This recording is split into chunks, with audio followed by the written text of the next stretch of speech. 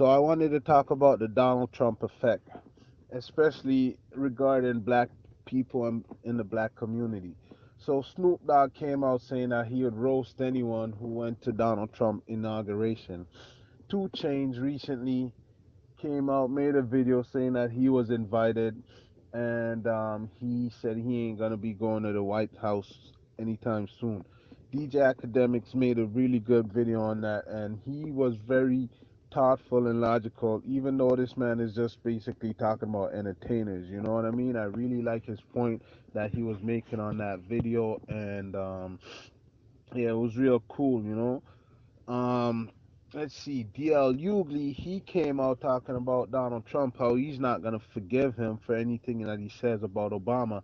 I understand that part, but DL, I do believe that with your status, you are able to go and meet Trump because he's a very accessible person. And, maybe you're speaking this way because you haven't met the man, but if you have met the man and he even had a face to face with him, like maybe Kanye West did, then I could honestly believe that you could come to some terms of agreement. And that's what black people need to do. Instead of standing from so far and throwing stones or being critical, which is your right, there's nothing wrong with that. But honestly, let's stop all the hostility and learn to work with people politically. And if you ever notice, do you notice that every entertainer, rapper, whatever now, especially with Donald Trump and when it was Obama in office, everyone is becoming politicized in a way, and that's not a bad thing because you know what? I'm in my 30s, and if anyone is in their 30s out there, you know how it is. You get a little bit older now. You start watching a little bit of politics and seeing what's going on, right? You're starting to care a little bit more about the what's going on in the world and how we could affect change in the black community. Now, even Don King, he met with Donald Trump.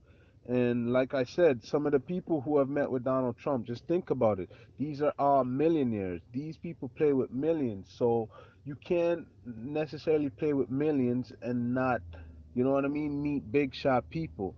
And I just wanted to skip ahead to Cynthia G before I forget this because Cynthia G had a topic where she said, "Are black men becoming the face of white supremacists?"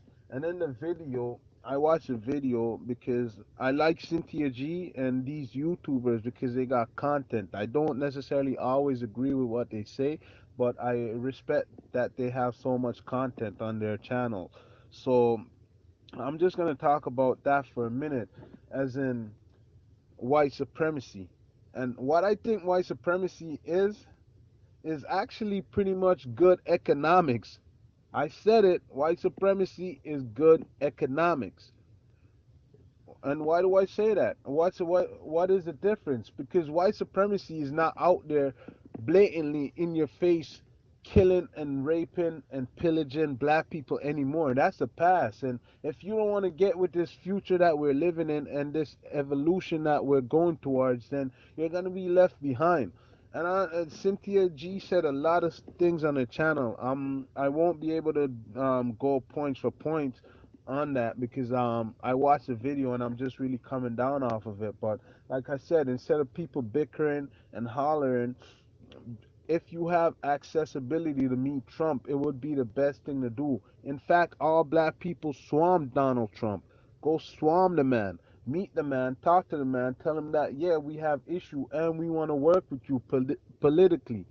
And that word is huge right there, politically. You can't just do all of this shit from shouting on the street, from having protests and bro, that shit is tiring. That shit is friggin' exhausting, bro. Like that's not what you need to do. You need to meet the man and talk to the man face to face.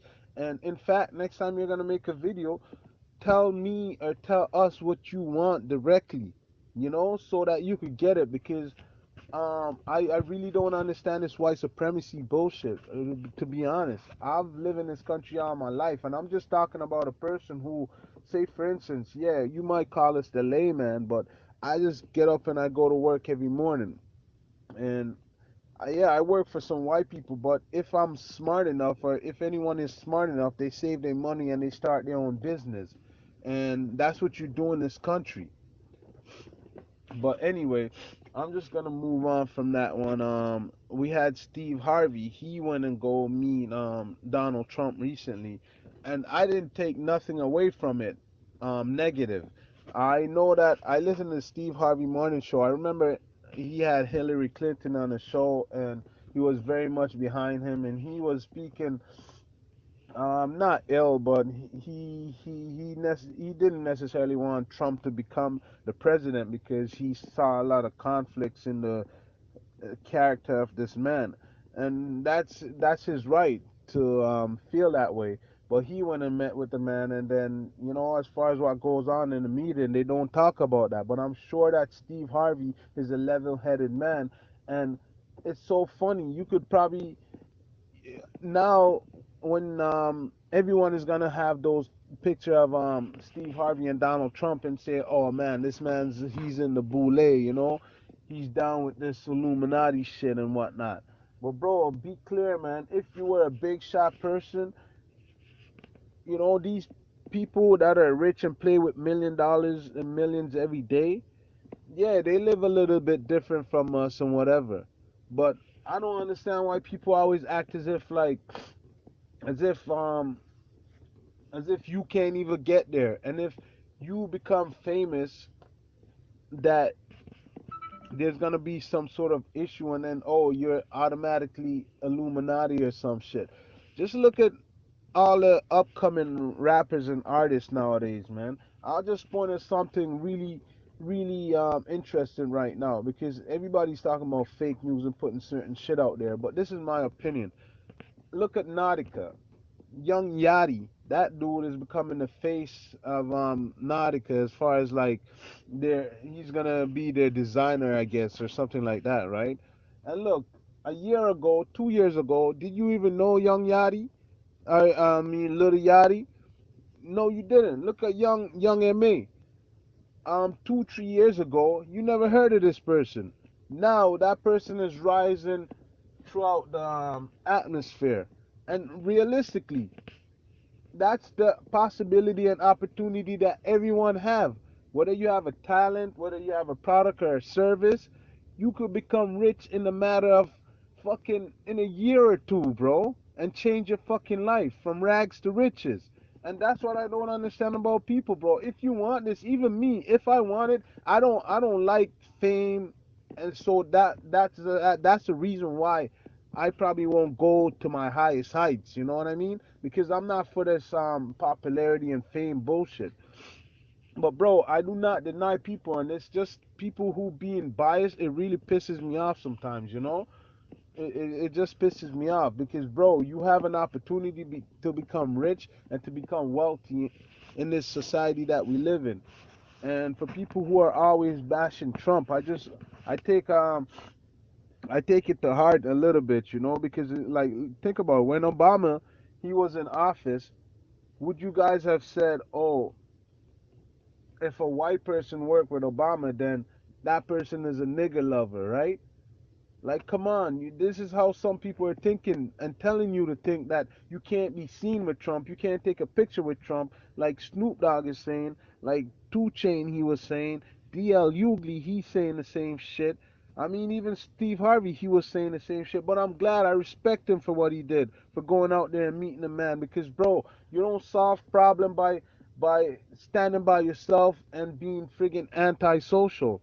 That's a lot of the issues that some black people have. They're antisocial, and they're antisocial ways. Like, bro, white supremacy is good fucking economics. That's all that shit is, bro. And some people hate it because honestly, sometimes I think black people hate white people for the simple fact that, okay, you know what?